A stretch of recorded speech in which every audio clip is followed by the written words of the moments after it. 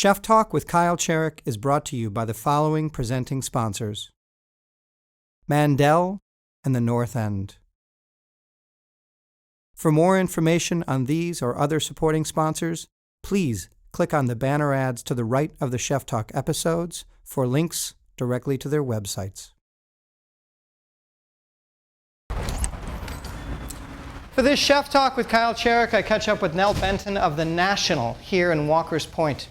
She is its newly minted owner. About a year and a half ago, she bought the restaurant for $100 from its previous owner. And she does a tight breakfast and lunch menu, inventive and somewhat erstwhile, but unexpected and still delicious. I think it's on par with the other best breakfast and lunch in the city over at Blue's Eggs. And what she does here is engage the community. It's become a locus. It's Nell Benton at the National and Chef Talk with Kyle Cherek. How much did you pay for this place? Because there's all these stories. $100. $100? Yep. How did it work? Tell the story. Okay, so Michael Diedrich, the former owner of the National, he had it for like 3 years, had the cafe for 3 years, and nobody came. Well, I don't know if anybody came looking to buy it, but he, after 3 years, decided that he wanted to pass it on to somebody who had a similar vision as him. And he originally was going to sell it for about $20,000, but it had a list of stipulations, and everyone that you met brought the price down. Ooh. So I met all of them, and it brought the price down to $100. This is like the opposite of The Price is Right. Yes. Yes, it is. I heard that you had to write an essay, or was there interpretive dance? There was something that everybody had to do that wanted this restaurant. More practical than that. It was a business plan. So we had to write a business plan. That's so boring. It is, but I kind of find them fun. So wrote a business plan, presented it to the team, had a series of interviews, and then that was it. Yeah, he was very particular about who he wanted to take it over, and that they would be sure to kind of follow his vision for it. You're a baker. I am a baker. I am a baker. You're a butcher. You've cut pigs open. You sewed them back up. You're a baker. Yeah. I sort of hate and I love asking this question, but what's your agenda? What's your edict? What's your philosophy for cooking? Philosophy for cooking. I think that this is everybody's standard answer, but it's so true. It starts with really good, fresh ingredients. And just you're creating the best dish you possibly can with those ingredients, putting a lot of love into it. Food for thought. Thought for food. Food for thought. Yeah. So you and a bunch of other chefs started this cool pop-up thing. Yes.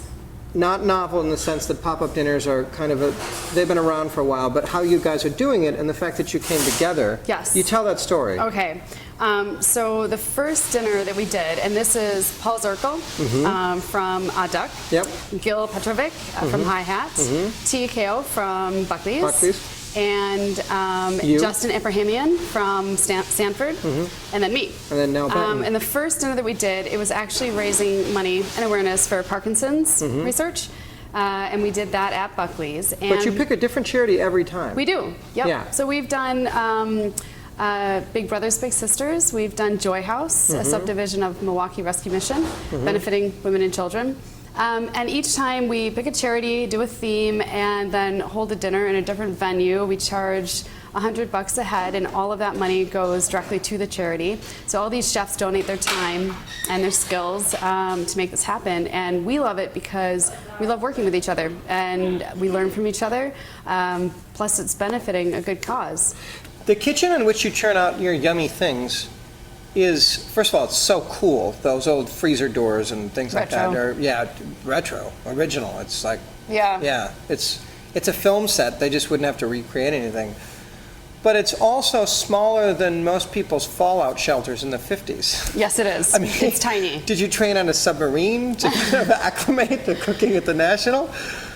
The first kitchen I ever worked in was smaller than that. It was half the size. So, whoa. Yes. Granted, the dish room wasn't in there, but so this to me was fine. Yeah. I mean, I've been privy to Chicago kitchens, New York kitchens, where real estate is a premium and bringing in the plumbing and what chefs can turn out is amazing. Sure. But yours rivals the inventiveness that a chef, you, or the team has to have. Yeah. Just to crank what you crank out. Right. Yeah. It's pretty amazing. I mean, you have to squeeze You gotta in be there. friends. You have to be friends. You're going to be rubbing up against each other all the time.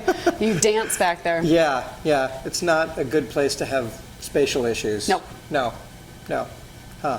You should all get T-shirts that say the National Don't Touch Me kitchen staff. And only the staff can wear them. Done. Party fillets. One is rare. Some filet, one rare. One chicken. Party style. 7, party 7.